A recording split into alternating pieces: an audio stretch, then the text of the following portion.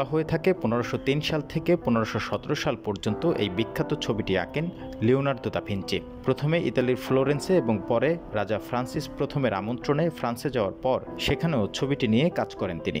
গবেষণা ভিত্তিক অলাভজনক সংবাদ মাধ্যম দ্য কনভারসেশনে প্রকাশিত একটি প্রবন্ধে বলা হয়েছে, মোনালিসার ছবিটি আঁকা হয়েছিল একজন সিল্ক ব্যবসায়ীর অনুরোধে।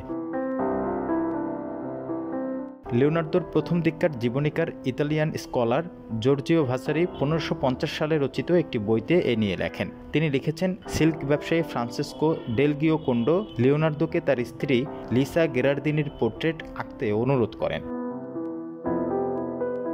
ইতালিতে যে কোনো নারীকে মোনা বলে সম্বোধন করা হতো, আর ছবিতে থাকা নারীর নাম লিসা।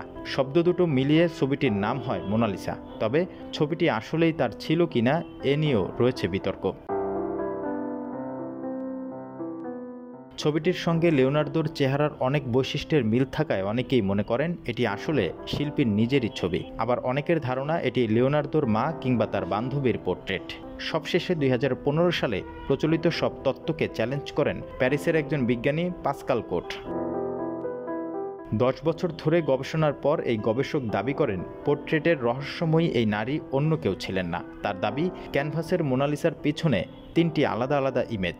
তৃতীয় যে ইমেজটি তিনি খুঁজে পাচ্ছেন সেটি অন্য এক নারীর মুখ। তার ঠোঁটে কোনো হাসি নেই। এই বিজ্ঞানী বেশ নিশ্চিত যে ক্যানভাসে খালি চোখে না দেখতে পাওয়া সেই মুখ লিসা গেরার্দিনির। তবে লিওনার্দোকে নিয়ে যারা গবেষণা করেছেন তাদের অনেকেই নতুন তত্ত্বটিকে তেমন গুরুত্ব দেননি।